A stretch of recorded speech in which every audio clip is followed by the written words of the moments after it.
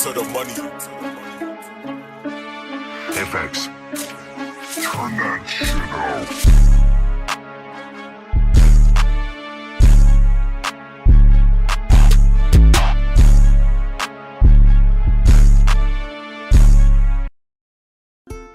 We do one thing at Tech Elevator. Take a high potential individual and turn them into a software developer. Before Tech Elevator, I was a newspaper reporter. Before this, I had a job at a bank. I was a teller.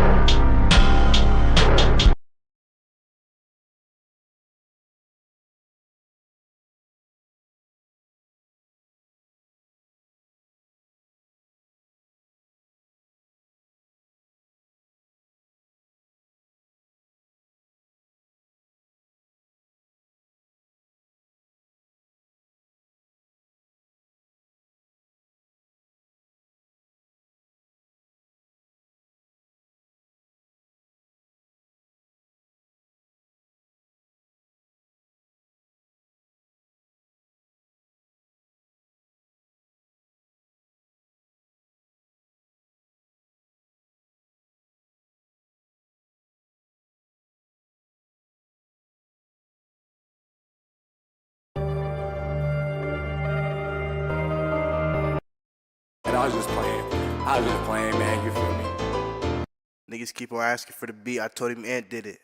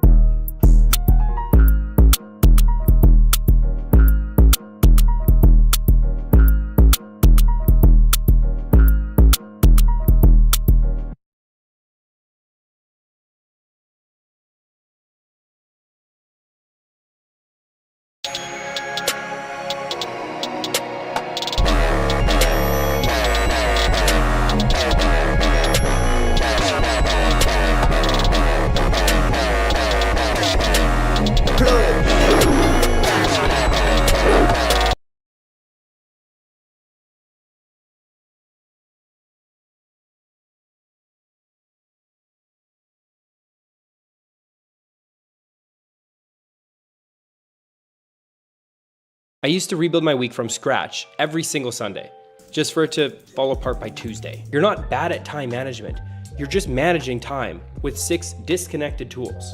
In the mid-2010s, Kevin Gates was one of the biggest rappers in the music industry. He became well known for dropping several hit songs like Really Really, Two Phones, and I Don't Get Tired. Over the years, Gates has become somewhat of a controversial figure, whether it be attacking his fans or claiming his girlfriends have to please his dog if he commands them. Gates became known for doing and saying some really ridiculous things, and it's what he did recently in an interview. Right now, a video of Kevin Gates is circulating online, and where he says some things that once again has people confused, as he just claimed during this interview that he's an angel of fear. Are you an angel? What you just said? Are you an angel? I'm the angel of fear.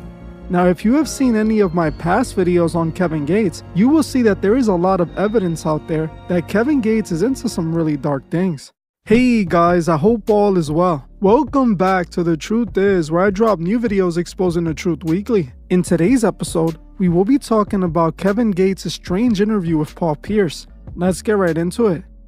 As the years have gone by, Kevin Gates seems to have gotten less and less popular. Gone are the days when he was dropping massive hit songs and on top of the music industry. Nowadays, he's only going viral for his internet antics and not his actual music. One thing that isn't out of the ordinary when it comes to Kevin Gates is going viral for saying some of the most extremely wild things on the internet that leave people shocked and confused. Kevin Gates is one of the stranger rappers in the music industry, and that isn't really hard to tell. Now, since Kevin Gates is known for saying crazy things, it might not surprise you that he is again circulating online for saying some strange things. This time, he called himself an angel of fear during a rather strange interview with NBA legend Paul Pierce. During this interview, Pierce asked Kevin Gates if he was an angel randomly, with Kevin responding with his serious face on that he is the angel of fear. After this, Pierce responds by saying, "You understand what I'm saying, right?" With Gates responding, "I understand exactly what you're saying."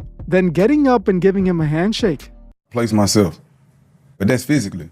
Right. But I've been working with this other guy. You know what the fascia is? Talk to me. So we've been working on like releasing like certain traumas in your fascia. Like, and we've been working on that. And he told me something that was so beautiful. He said the physical, the mental, the spiritual is all one system. If one thing's off, everything's off. And I said, wow. And it intrigued me to the point I was like, I'm not overprotective of myself where I place myself energetically and spiritually and psychologically. I need to start being more cognitive in these areas. Physically, I know certain areas and certain places I'm not going to place myself, but it's certain places I shouldn't even place myself energetically. I never thought Or about spiritually, or psychologically. And I was like, you know what? It's not because I feel like I'm better. It's because I know I am. Are you an angel? What you just said? Are you an angel? I'm the angel of fear. The What's angel, that? The angel of fear. you're the angel of fear. That's what Yeah. Those You who understand know. what I'm saying? I know exactly what you're saying. Yes, sir. You understand? Yeah. He who opposes us in his heart, Do you let people know? fear shall overtake him. Do you let people know that? Do you tell people that? Those who have eyes, let them see. And those who have ears, let them hear. It ain't for me to put it there. They know the voice of their shepherd when I'm on location. Yes, sir. I got to shoot. I got to do it. handshake on that one. Yes, sir. We speak the same language. Yeah, it was nice to meet you, beloved. Yes, sir. I love that. I had to. Hey, he understands because Yeah. I think I go through. I understand this. Is my mic back in the right place? I had to. Forgive me. I'm so I don't not know if you sorry. I had understood to. that one because this is something that's different from the world. Signs are for the conscious mind. Yeah. It ain't for everybody to understand. Right. We speak a language of our own. Yes. Go ahead, girl. This is something. No, this is something good. different. I love this this is something because it's different. I'm dope. telling you. I love it. And that's man. why I even resonated with you because I feel like you speak a different language. I also understand, but like, if you know, you know. And I don't even have to explain. you know, you know. Like, I know what I know right? and what I've studied and what I've went through in my journey. So I understand more than anyone would get. But, you know, I really, really feel where you be coming from. It makes a lot of sense to me. And I think As you heard for yourself, here you have Kevin Gates admitting out of his own mouth that he is an angel of fear. Now, obviously, Kevin Gates can be referring to himself as an actual angel. What I believe he is referring to is being a fallen angel. A fallen angel Kevin Gates is likely attached himself to while participating in the occult. See, while Gates pretends to be a religious man, a part of the Muslim faith, in reality, he is an occultist who practices all forms of occult magic. This is something that Kevin Gates has admitted in the past, but we will get more into that in a bit. Something that really caught my attention was when Paul Pierce asked Gates if he was an angel, and then following it up by asking Gates if he knew what he was talking about. That was extremely strange to me, and it was like they were almost speaking in code. I wouldn't be surprised if Gates is a part of the Freemasons and was talking with him in some Masonic code. They did call each other brothers afterward, which is how Masons commonly refer to each other. And it is well known that many basketball stars like Michael Jordan, LeBron James, and Shaquille O'Neal have been associated with Masonic organizations. I also don't see many normal people asking people if they're angels. In fact, this interview reminded me of a different conversation Gates had with this strange woman online, where Gates again admitted something strange. During this encounter with this strange woman, Gates claimed to have the ability to command angels and was talking about having magical powers, as silly as that sounds. Want a kid? No, with Takeoff. You look at her. She's so sweet. Hey, she powerful too. Yeah, I did magic on my brother yesterday.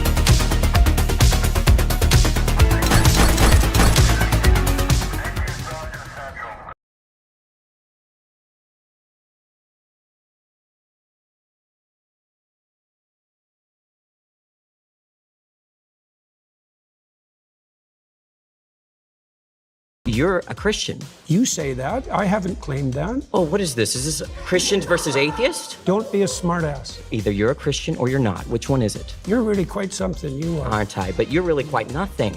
Right, you're not a Christian. Okay, I'm done with him. Hello there, I'm Dr. Jordan Peterson. I'm a clinical psychologist, a professor emeritus at the University of Toronto, an author, a podcaster, public speaker, and today I'm surrounded by 25 atheists. My first claim, atheists reject God, but they don't understand what they're rejecting.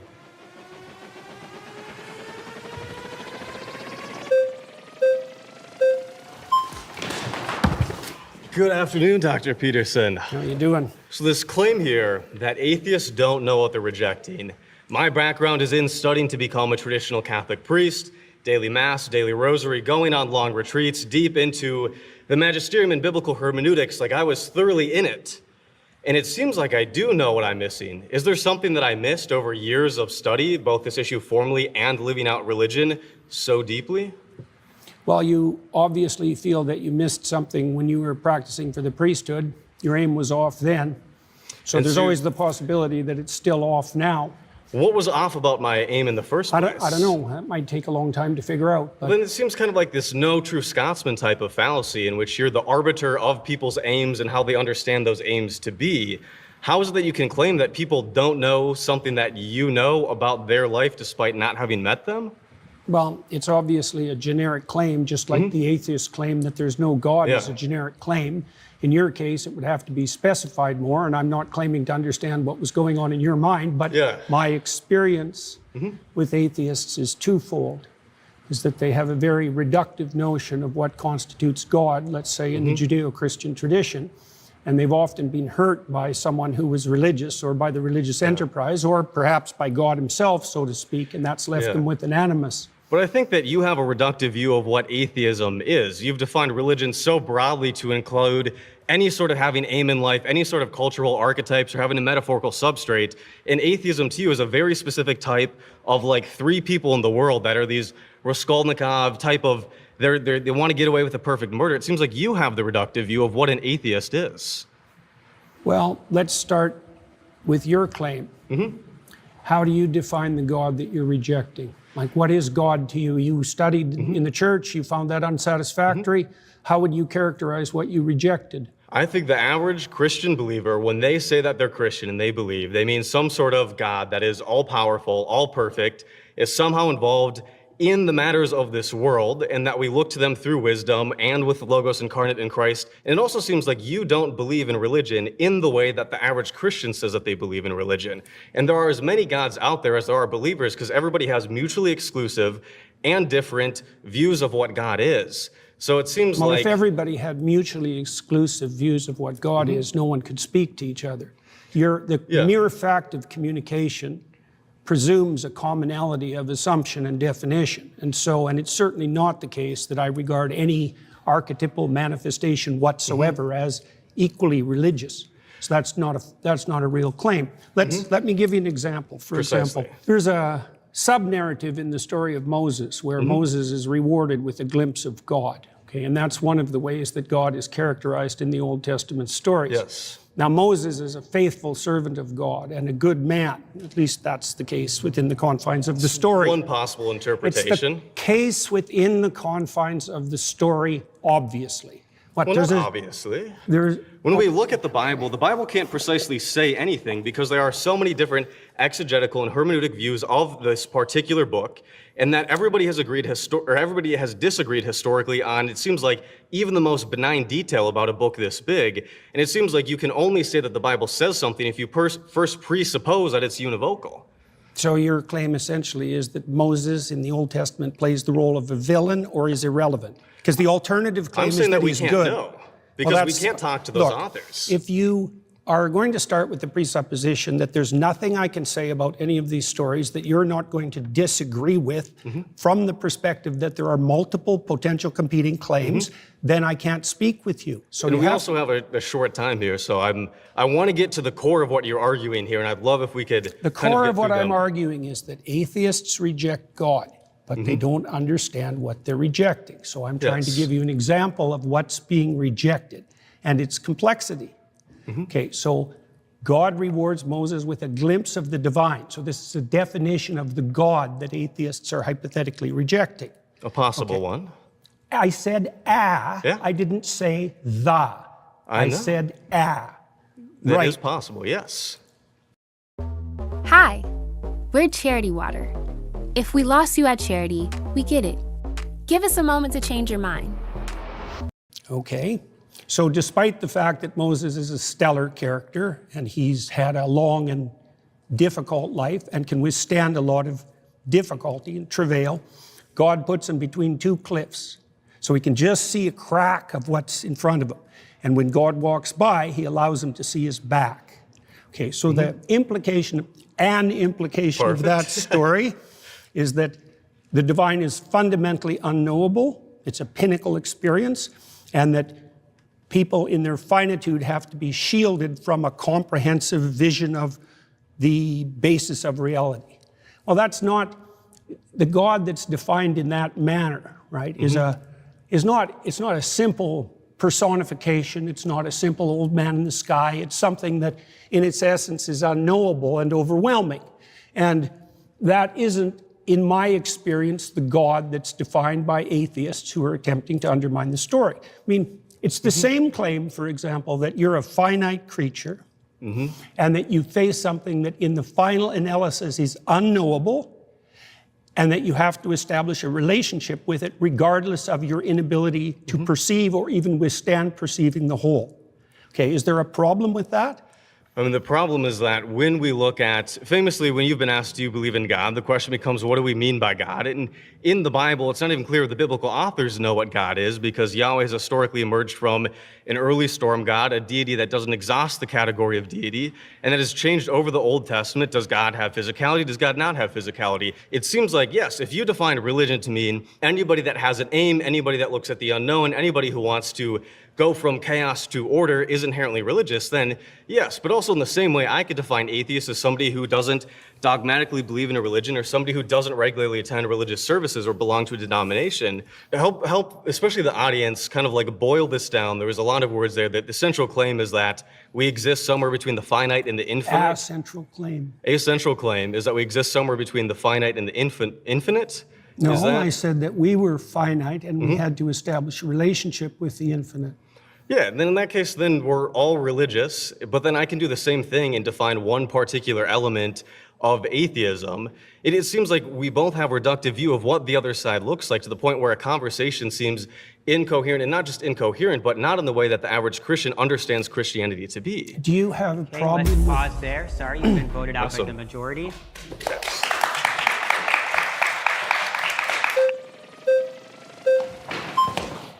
Hey, how's it going? Nice to meet you. Nice to meet you, David. David, good to see you. Tell me everything that you know about the Polynesian deity Lono, L-O-N-O. I don't know anything about the Polynesian deity Lono. So you're rejecting something without knowledge of what you're rejecting. I'm not rejecting it. Do No you more be- than I'm do rejecting you believe in anything that Lono? I don't know anything Do you about. believe in Lono? I Do you fail to believe see that the he is a relevance of deity that exists in the world, exists in the universe, that exists in the existence of everything? Do you believe that Lono I'll is answer a that being? question once you answer my question, which is, do I reject everything that I'm ignorant of? Because that's your presupposition that undergirds your argument, and unless you can prove that that's valid, then there's no point. My question is quite simple.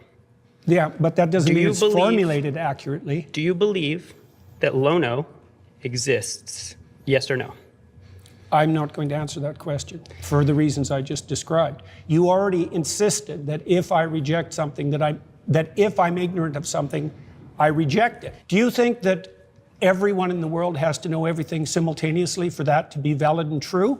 I think in order for your Answer that argument question. to be true, in order for it to be true that we atheists don't understand what we're rejecting, then you need to also apply that to yourself and to Christians and to Muslims and to any other person on this earth, where if you don't understand what you're rejecting the belief in, then you can't reject the belief in it. That's the implication of your I didn't claim. say that I rejected the belief in Lona. I It's said I didn't Lono. know who who Lono was. I didn't say anything about rejecting. That's because I've asked you several times and you haven't, but let me get to my even greater point. You're saying atheists don't understand what religion is or what God is in order to be able to reject it fully or completely. We have someone over here who studied it in their own way. I've studied religion. I have a degree in religious studies, specialty in Christianity and Mediterranean traditions. And further than that, beyond me, Pew Research studies suggest that atheists and agnostics actually know more about religion and about religious stories, the foundational principles, than believers. That's because they're more religious than they think they are. Okay. They're concerned with deep matters, and one of the defining characteristics of someone who's oriented in a religious direction is that they're concerned with deep matters. Okay. In fact, it's virtually definitional. Right, but they also have to identify with a religious tradition and accept the foundational stories that go along with that would mean more that they're sectarian than that they're religious. And most people, for example, in the United States, deny that they're religious but accept that they're spiritual. Let's pause there. You've been voted out by the majority.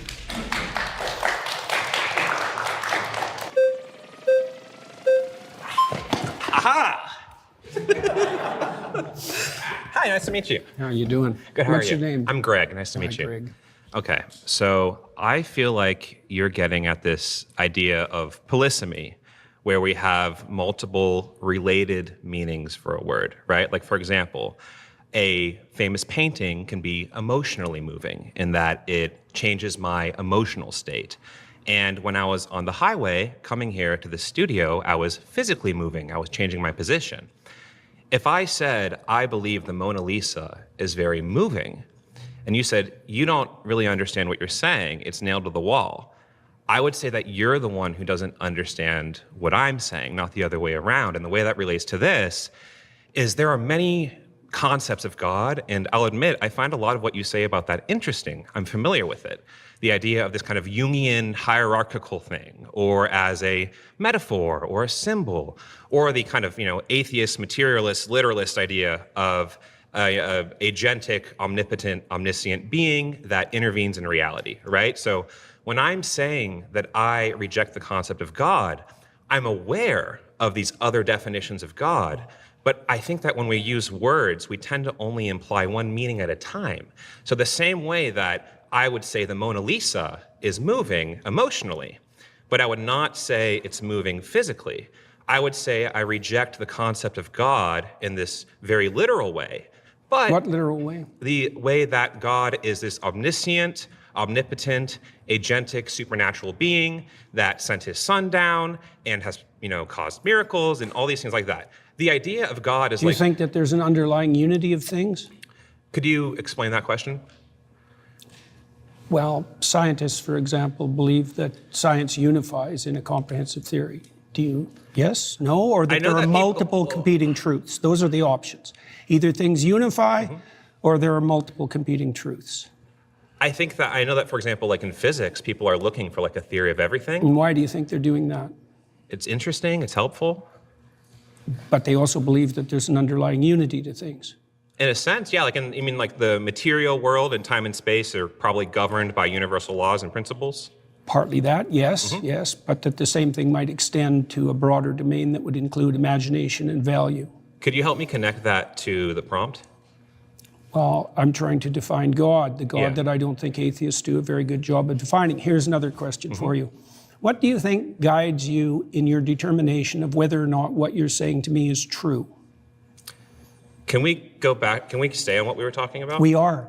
Okay. You're just uncomfortable with the question. No, I feel like you're just kind of throwing different spaghetti at the wall. I'm not. Okay. I asked you a very specific question. What is it that you think guides you when you're talking to me to help you determine whether what you say is true? Logic, memory, reasoning, sensory information. How do you distinguish that from being governed by something that's false? An interesting question. How do you know the difference when you speak between what's true and what's false? So you could imagine. I infer, right? I can infer. From what principles? So, and what are you getting at? I'm getting at the fact that your conscience guides you. Is that reasonable? Conscious is defined by Conscience. my empathy and my reason are my foundational. Define it any way you want. Okay, so that's how I'm defining my conscience. Is my my conscience is my sense of Right and wrong. Yeah, exactly. Yes. Yeah, Where yeah. does that come from? I would say that comes from an evolved capacity to empathize and a recognition of the benefits of engaging with and nurturing that capacity. And then that empathy is constrained and guided by reason, right? Like, for example, I am driving down the highway, there's a kitten in the road. I'm going to empathetically feel, oh my God, I want to save the kitten, but then reasonably, like, I'm going to get hit by a car, right? So that's sort of the process through which I make ethical decisions. Okay, is how do empathy you- constrained by reason. Do you think that people can differ in their response to something empathically? Yeah. Is there a mediating principle that can tell you one person who's empathic and another person who's empathic that disagree, who's correct? Interesting. Yeah, I mean, I think that's where we'd have to, talk it out, right? Mm-hmm. We do that in real life all the time when we have, whether that's a discussion with a friend about the right thing to do in a situation, whether that's a policy discussion about law, right? That's where we can converse with each other, think about things, explain our perspectives, and then kind of reach a conclusion, right? That I think that we do that all the time. So Elijah, the prophet Elijah, defined God in the Old Testament as the voice of conscience within. Okay. That's a definition. So you're saying by that definition of God, I guess, see, this is kind of goes back to what I'm saying initially. I'm not defining it. Elijah Okay, defined so it. as Elijah defines It's God. defined that way in Jonah, too. Okay, so as Cardinal Newman also got defined it that as, way. as I'm sure you know many people who've defined it that way, and it's impressive. You're a very knowledgeable person. I'm not trying to be impressive. I'm okay. just pointing out to you Got how it. God is defined in the Old Okay. Testament. All right. So to respond to that, I do think there are lots of interesting ways to define God. And that goes back to my kind of opening Then how do we statement. specify what we're arguing about? We use context clues, or again, it goes back to my example of the I'm Mona Lisa. defining God as conscience. Okay, so that's interesting, but then you're kind of expanding the meaning of No, God. I'm not. That's how it's defined in the Old Testament. Okay, in so- Elijah and in Jonah. Sure, so whoever, so some... It's not whoever. Okay. Elijah is one of the major All right. Old Testament All right. prophets. All Right? right. He's equal in stature to Moses. Okay. Right. So it's not arbitrary. All right, so that is interesting, but it's not relevant to the context with which I am using the term God. It's directly relevant. Atheists reject God, but they don't Right, but understand you- what they're rejecting. you're You being- accept conscience as a guide, and conscience is one of the defining characteristics of God in the Old Testament. I think you're being intellectually disingenuous. In what way? Because, again... I asked you if you believe that conscience guided you. You just asked me a question, and then you stopped me from answering it. In this setting, you understand the way I am using the term God and belief. Not and in then the you're- least. I don't understand how you're using it in the least. That's why I'm trying to define it. My definition of God as conscience is a lot more precise and oriented than your definition of the God that you But hypothetically disbelieve in. it's irrelevant to the fault lines of this debate. How is it irrelevant? Because in common parlance, when we're talking about atheists, God, belief, not belief, I we're don't not care talking... about common parlance. I'm trying to get to something fundamental. I think your point is irrelevant to the way that people tend Which to use point? these words. Your point that there are these polysemous I didn't ideas make that of point. God. You did. I made a specific characterized point it, that God right. was associated with conscience. I just feel like you kind of retreat into this semantic fog. I'm not retreating at all. I'm advancing, sir. You are retreating. All right. Well, it was very nice to meet you. I nice to appreciate meet the you too. conversation. Yeah. It's very brave of you to do this. Thank you. Surrounded is now a podcast, available wherever you listen. Search Surrounded, plug in, and stay part of the conversation. Anywhere, anytime.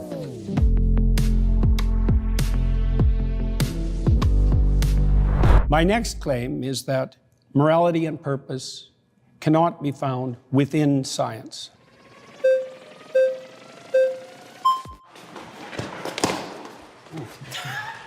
What is up, Mr. Canada? How you doing, man? I'm doing great. What's How are your you? name? Brian. I think it's interesting that you say that morality and purpose can't be found in science. Actually, No, within science. sure. Yeah. Sure. Purpose, I actually grant you, because purpose is subjective, right? Unless you want to boil it down to the purpose of life is just to procreate, right? Sure, whatever. Morality is actually something that we do see. We actually have examples of Neanderthals, an older individual was found in a tribe, missing an arm, missing teeth, still alive, somehow in his 40s, 50s, right? Typically, you're a Neanderthal, you can't eat, you can't hunt, you die, right? But we know that members of his tribe were taking care of him, right? So we know that at some level, early in our evolutionary history, we actually developed altruism We have examples of chimpanzees who actually have a basic understanding of fairness, right? If you give a chimpanzee 2 grapes, right, and his buddy gets 3, right? He actually freaks out, right? But you give both chimps 3 grapes and they're good. We have examples of parrots. Except for the greedy chimps. Except for the greedy chimps. They want 4 grapes. They want 4 grapes. You know, those do exist, right? But we have similar examples where we do animal tests, right? And so morality is intrinsic. I think. So it precedes science. I think that actually right? a better way to define it would be that social animals, which we are, right, require some level of morality or. Into what? I'm not disagreeing. Sure. Why do they require that? Because it's the only way that social groups can actually survive, right? That's my point with regards to science. Thank you very much. Is that? Precisely the point that you just made, that science has to exist within a moral framework that isn't in itself scientific. How's that not scientific?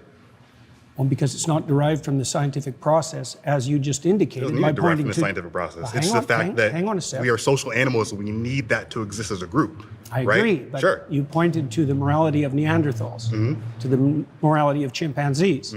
They didn't derive that from science. They don't need to. That's not how that works. That's my point. Science explains it. So no, science doesn't explain morality. It doesn't explain how social animals would need to be. Well, that's a complicated question. But we see it though. Yeah, but explaining the evolution of morality and explaining morality itself aren't the same thing. Okay, so you're asking why does this happen? Yes, that's more accurate. Because we're social animals and we need to be. Yeah, but there's more to it than that. Is there? Sure. For example, so we're moral animals that have a sense of the future. Sure. Okay, that makes us unique. And that structures our morality? No, actually, there are other animals that can predict the future. Or not predict really. the future. No, tigers. Actually, there was a tiger at the SF Zoo that killed somebody. And so hunting actually, animals. No. Kids threw shit at the tiger. The tiger actually plotted its escape, and it found the kids. I'm not saying that animals can't think. Okay. No, but they can perceive the future. That's what I'm saying. Well, voted out by the majority. Thank you, man. Good man. Yep.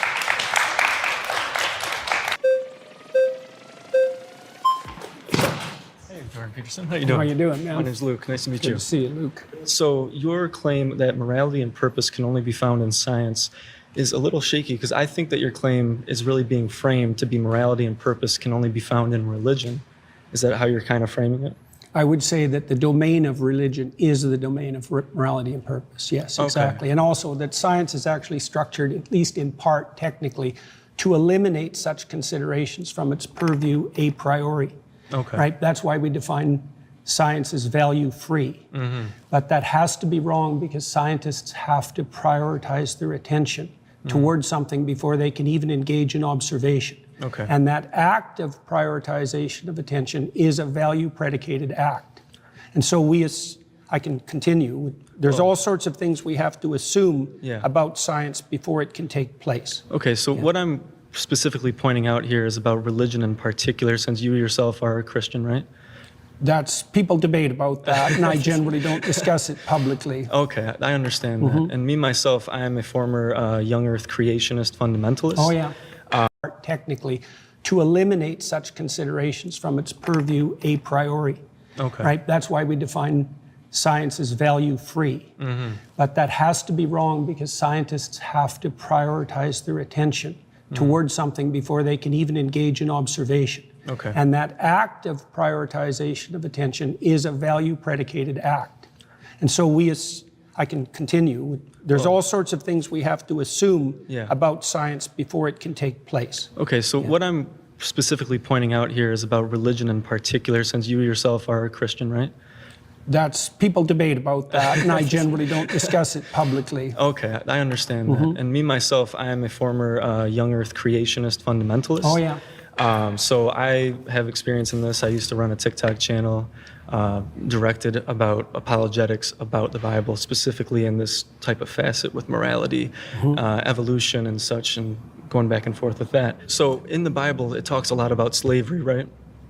Yes. Yes. So in that, it teaches you how to take care of a slave. Rather than saying slavery's wrong, I think it should say that. It says that in the story of Moses. It says slavery is incorrect? It says it's immoral? That's why Moses leads his people away from slavery. But why does the Bible predicate and tell people exactly how to take care of a slave? Isn't that immoral? Wouldn't you say that culturally we've evolved as a species, as he said earlier about empathy? Yeah, I would say that the reason we evolved, so to speak, away from slavery was because the West was founded on Judeo-Christian morality and the presumption that every person was made in the image of God. And so slavery itself became immoral, and that was established by Protestant Christians in the UK, who then convinced the UK government for 200 years to go to war on slavery. And wouldn't you say that this is about the cultural evolution of humans in general, rather than just Christianity? No, I think it's the flowering of the ideas that were embedded in the biblical texts across long spans of time. I feel like this is just humans editing based on the cultural evolution of morality. What do you mean by just? Just? Yeah, just humans. Well, humans. Editing. Well, based on culture and history, right? We get better. They did do it based on culture and history, but culture and history have their foundations too. So. Well, yeah, but we're talking about slavery. So many people bolstered it based on the Bible. Based on the Bible. They looked at it and they justified it in the United States and the Deep South. They justified slavery based on the Bible. Yeah, but the main thrust of Protestant thought in particular was stringently against slavery, and it was about the only movement in the history of the human race that had an anti-slavery direction. Which was driven by humans and their understanding that's one of way morality. Of looking at it. Well, it depends. It's the same with women's suffrage. I mean, women's in the patriarchy. What do you mean it was driven by humans? Humans drove slavery too. Yes, exactly. So there's no argument there. If slavery and anti-slavery were both driven by humans, what does your claim that they were driven by humans have to do with it? Evolving morality based on the culture that within the society that they live in. Okay, fine. So with women's suffrage as well is a very similar topic in the Bible. There are denominations in Christianity, such as Pentecostal movement, which do bolster women to be pastors, right? Which I think that's a great thing to do. But most like to disregard women. Where do you women. think the idea that human beings were sufficiently equal to all vote and not be slaves came from? Humans. Yeah, but so did the idea of slavery. So did the idea of God. Fine, but what's your point? Like, you're not making an argument. You're just saying all thoughts come from humans, regardless of the thoughts. It's not driven by a higher power. It's driven on our experiences as humans, which is what is best for all people. Is it driven by conscience? It could be. Which conscious is also something that has evolved over time. And I think that's something that does evolve in morality and empathy. Okay, I don't understand the point that you're making. My point is that God influenced slavery. People looked at the Bible and went, this is moral because God says so. Just like women's suffrage. There's lots and just like homosexuality. All human societies were slave owning. So you can't blame that on the Bible. If humanity decided... Oh, wait, address that first. What, all about slavery? Human societies were slavers. So you can't blame that on the Bible. Well, you can say it bolstered it. Well, not if you look at the broad sweep of history, because it was the Protestant Christians based on their UK. interpretation of the Bible. It was the Protestant Christians... Which evolves over time. Let's pause there. You've been voted out by the majority. All right. Well, it was great talking with you, nice sir. talking to you, too.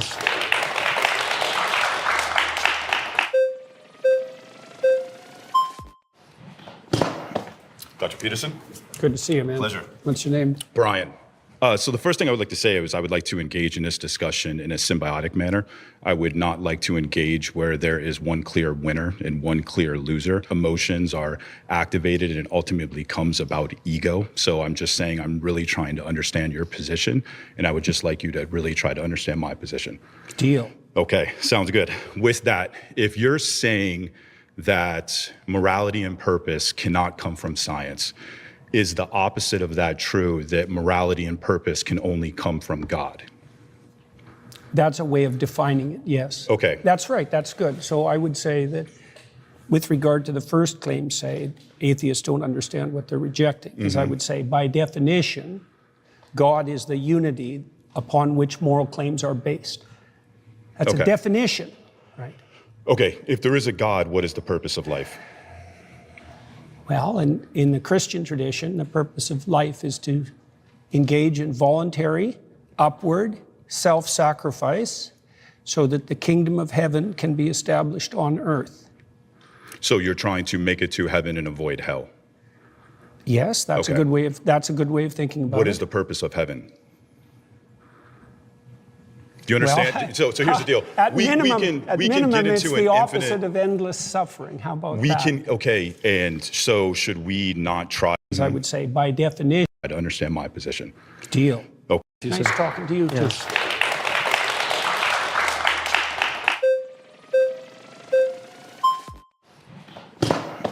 Dr. Peterson? Good to see you, man. Pleasure. What's your name? Brian. So the first thing I would like to say is I would like to engage in this discussion in a symbiotic manner. I would not like to engage where there is one clear winner and one clear loser. Emotions are activated and it ultimately comes about ego. So I'm just saying I'm really trying to understand your position, and I would just like you to really try to understand my position. Deal. Okay, sounds good. With that, if you're saying that morality and purpose cannot come from science, is the opposite of that true, that morality and purpose can only come from God? That's a way of defining it, yes. Okay. That's right, that's good. So I would say that with regard to the first claim, say, atheists don't understand what they're rejecting, because I would say by definition, God is the unity upon which moral claims are based. That's a definition, right? Okay, if there is a God, what is the purpose of life? Well, in the Christian tradition, the purpose of life is to engage in voluntary, upward, self-sacrifice so that the kingdom of heaven can be established on earth. So you're trying to make it to heaven and avoid hell? Yes, that's a good way of thinking about it. What is the purpose of heaven? Do you understand? Well, so here's the deal. At we minimum, can get it's into the an opposite infinite. of endless suffering. How about that? Okay, and so should we not try to achieve infinite suffering on planet Earth? And if we can achieve infinite suffering on planet Earth without God, avoiding it, if we can do that without God, then does that defeat your claim? Well, yeah, except that it doesn't. You circumvented my initial definition, because I said that by definition, God was the unified source of morality. And so if we engage in a moral exercise... And when you're talking about morality, though, when you really reverse engineer it and you get it down to its root, you're a psychologist, it really seems like it just has to deal with motivation. People are saying there is a God, It's more specific than that. Well, so let me ask you this. So if there is a God and there is a moral code and it doesn't come at your benefit, are you going to follow it? It depends on how you define your benefit. If it's going to come at your expense, would you still follow it? If God came down and said, here is my moral code and you should follow it, but even if you follow it, you are still going to end up in hell, are you going to follow it? Well, that was the question that was put to Job and to Christ, right? Because they were required. Hang on, I'm answering your question. They were required to withstand trials that would break anyone and maintain their upward orientation regardless. And they did that with the motivation of believing that this omnipotent, all-loving God would somehow turn it into a benefit. So they still did it solely for their benefit. So yes, they did. Yes, they did. Hang on. Let's define benefit. Like, if I did something for your sister, would that be to your benefit?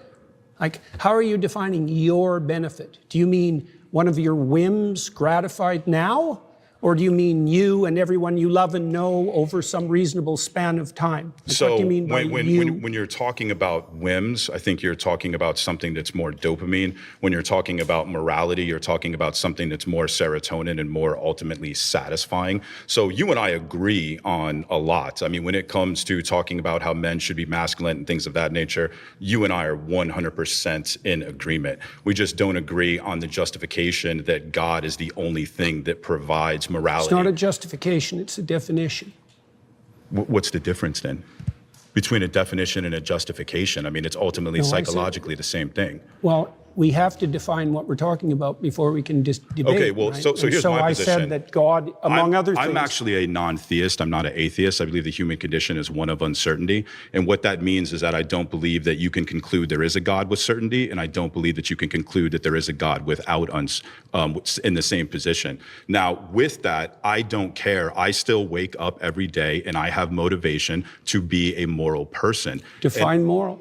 Moral, what I ought to do. Okay, and how do you come to that conclusion? And what I ought to do, ultimately it comes down to what not just benefits me, but what benefits the entire planet, what benefits the entire system. I think that your entire moral perspective comes from linear thinking, and when you look at the reality of the universe, it's actually more so holistic. So when you look at how Aristotle defined God, when he said that there had to be an unmoved moved or an uncaused cause, he was defining God from a linear perspective. perspective, and you do the same with morality, and you do the same with purpose. How does my I definition reject of that. morality? How does my definition of morality hypothetically differ from yours? Because you're saying that there's something that exists in a vacuum, that it exists in and of itself, and nothing in the universe exists in a vacuum. Nothing exists in and of itself. It's a whole systems-based morality. It's a systems-based reality. Is there a hierarchical and that is structure? what the quantum. Is there a hierarchical structure? Are some things more important than others? Are some things? I think some things lead to more benefits than others. Then, by your own definition, some things are more important than others. Yes. Okay. Okay, What let's is pause there. You've been voted out by the majority. Appreciate it.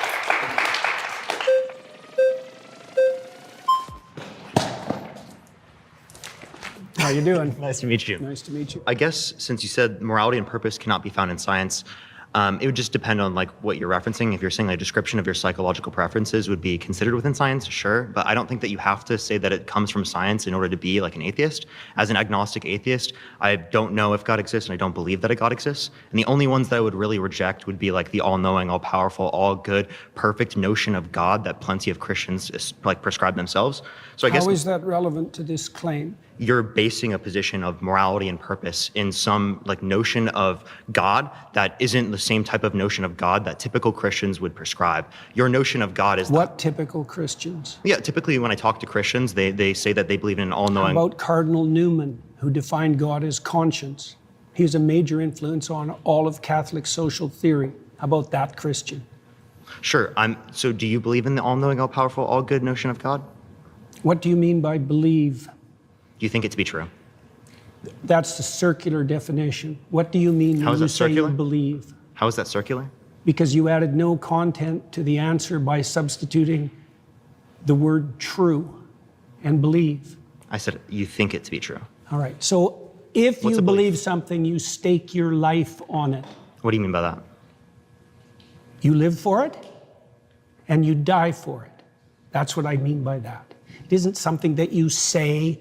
It isn't something that's associated with logical consistency. It's not declarative. It's not propositional. It's not a figment of your imagination.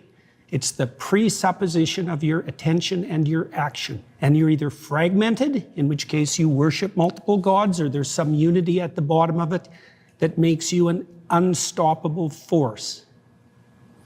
Okay, so you're saying that you don't believe something if you wouldn't die for it? Not really, no. Okay.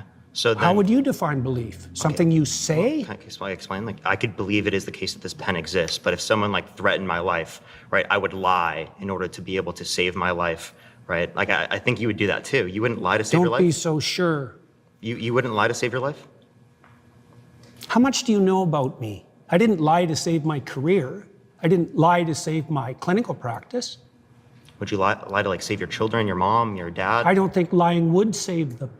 No, can there ever be a circumstance logically that lying could save someone? Yeah, and if you're steeped in sin, you're likely to live in circumstances like that. I'll give you an example. If you're like in like Nazi Germany, and it is the case that there's like Jewish people in your attic and you're trying I to know protect the them, example. would you lie to like the Nazis? If I they're would have asking? done everything I bloody well could, so I wouldn't be in that situation you to lie? begin with. It's a hypothetical, and it's You not can't answer answerable. hypotheticals? No, I can't answer a hypothetical like Why? that because Did it's you eat far. today?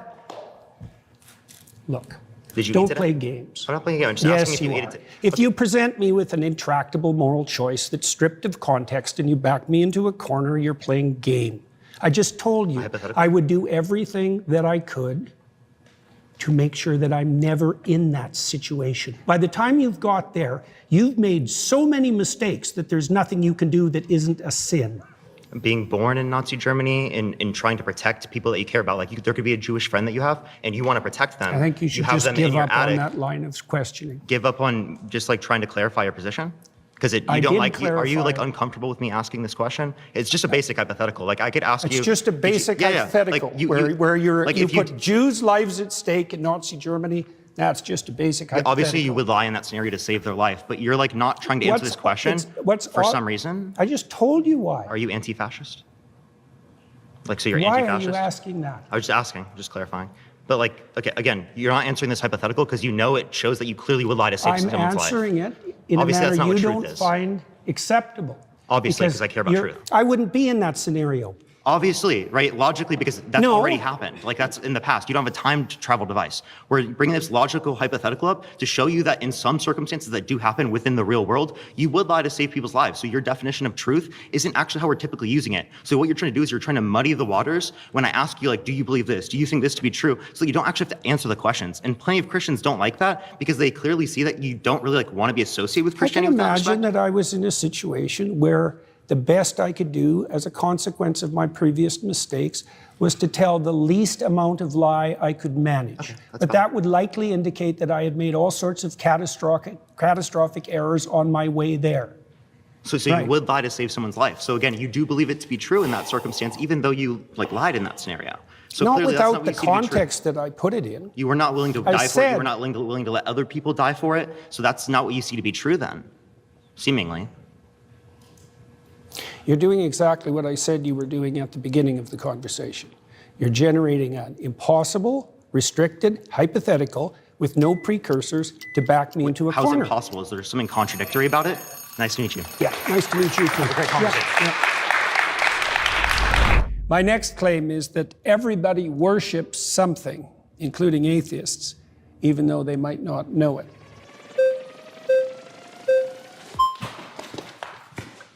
Hi. Good work. Thank you. Hi there. I'm Zena. So I want to start off with like defining terms. How do you define worship? Prioritize. Prioritize. So almost like having a preference over something rather than the other. It's a hierarchy of preferences. Yeah. And you use it to direct your attention. Right. So whatever you're attending to, you're worshiping. Right. So I've kind of become a little bit familiar with your idea of like this value-laden hierarchy. Yeah.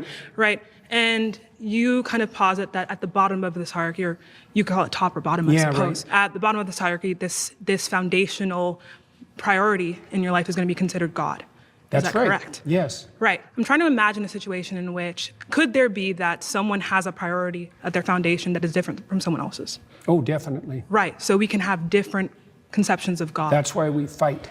Right. So essentially, there's not one God, but there are multiple gods, and these gods exist in some realm of truth.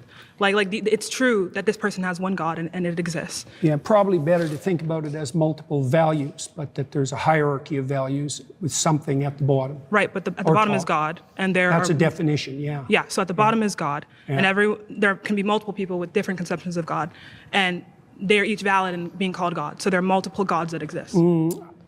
It depends on what you mean by valid. So far, so good, but it depends on what you mean by valid, because I would say that some foundational conceptions don't play out when they're implemented.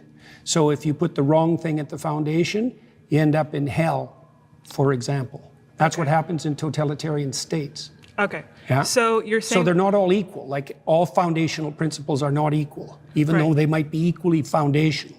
Right? So what makes one kind of foundational tenet like better than another one? That's an excellent question. Iterability. Imagine that you play a game with someone and you're a kid, and it's fun. So then you play again and again and again. So repetition. It's playability across multiple iterations. So then you have a friend, and a friend is better than having a game. Right? So that's one.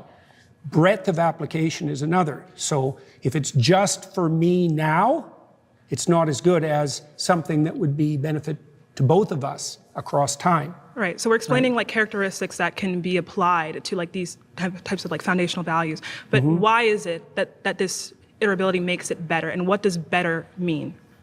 Well, one hallmark of better is likely to be selected voluntarily. Right. So it's invitational. Another descriptive kind of quality. So we're talking about characteristics that in some type of system with a goal, an output being like, we could maybe say happiness, right? Or some type of harmony. Harmony, right? Yeah, that's better. Not happiness precisely, because it's too short term. Exactly. So as someone who is an atheist, right, I can explain that within a system, there are things that we can see as better or worse to meet this goal or meet this output. But what we're interested in, though, is what could make these things, regardless of any system, right? Well, imagine that you set up a system and you implement it, and it produces the opposite results to which you intend. Oh yeah, that's not a good system. Exactly. Right, so the foundational principles are lacking because when you implement them, the game degenerates instead of moving towards the aim. Right, so we're talking about within a system. When we talk about something being moral, right, just absolutely moral, it means that without a system, right? This thing is simply moral with no reason. Like, stance independent, this thing is good. So I'm trying to figure out if such thing can exist. And if so, do you believe that these things are moral in of themselves, like self-evidently moral, or are they moral in accordance with the system? I can't define them any more accurately than I already did, really. Okay. In regards to morality, when we talk about the divine, when we talk about God and religion, these moral tenets and religion, right, and God exists as good because it is God, right? So it's self-evident, right? Without any kind of goal or output, this thing is good. So I want to figure out how... There's an element of that that's true. So, for example, in the story of Job, Job is unfairly tortured in consequence of a bet between God and Satan. And so Job is emblematic of someone who's being hurt for no apparent reason. Okay, so Job's response to that is that he refuses to lose faith in himself, and he refuses to lose faith in the ultimate goodness of being. Okay, and those are axiomatic decisions. They're not exactly evidence dependent because he is suffering. There's an arbitrariness in that that's reminiscent of what you claim. So I'm essentially trying to figure out, do you believe that something can be good, like stance independently, something that can be good? I don't know what you mean by stance independent. Okay, so you mean independent of people? Independent of people. We can use that, or more so, I want to be more specific. Something that can be good, right, regardless of any end goal. It's just good. No, I think good is tied up with goal. Goal, okay. I completely agree. So, in a sense, this is why... That's why the religious goal in Christianity is the establishment of the kingdom of heaven on earth. It's goal dependent. Okay, right. So it's in reference to a goal. So, or the goal would be the imitation of Christ. Someone's goal, right, can be something that doesn't encompass being in congruence with God or being with God. No, the thing that they want to be in congruence... Oh, right, okay. It is God. That's right. That's right. That's good. That's great. The thing they want to be in congruence with is fundamentally equivalent to their God. So what makes someone a Christian and what makes someone not a Christian? What makes like that's what I'm trying to figure out, because that's a good question. Yes. Yeah, well, probably the deepest answer to that is willingness to shoulder your cross voluntarily and trudge uphill regardless of circumstances. Okay, so someone can have a God, because in your definition, your first preference, that is God, right? So someone can believe in God, right, and not be a Christian, right? Yeah, well, there's a statement that Christ makes in the Gospels. He says, not everyone who says, Lord, Lord, will enter the kingdom of heaven. So not that they're even saying that they believe in God, but they just... No, but that's why I'm saying this to you, is that Christ himself points out that there's a difference between people who say they believe and people who act it out. And the fundamental issue is the action rather than the stated belief. But he also says that, to be saved, right, you must believe God has died for your sins, or that God has resurrected in some way. So it's like, I don't necessarily think that we can take from the Bible and say that, like, acting in accordance with God necessarily means, or acting in accordance with, the principles of God, like, for example, sacrifice, like you talk about, means that you are Christian. I don't see how you can get that from that interpretation and then, kind of justify it as the truth. I don't think that the fact that you sacrifice is sufficient to make you Christian. So can we repeat once again what you believe makes someone Christian? There's many things, but one of the most fundamental is that you believe that the cosmos itself is founded on the principle of voluntary self-sacrifice.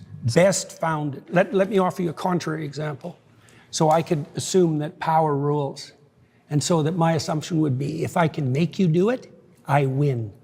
Right, and I can found a whole society on that, and that happens a lot, by the way. And that's also how societies tend to degenerate. And so that would be a society that was founded on the principle that you get to sacrifice and I don't have to. Right, now the contrary to that would be something like, you give up voluntarily and with courage all the things you need to situate yourself properly in relationship to the future and other people.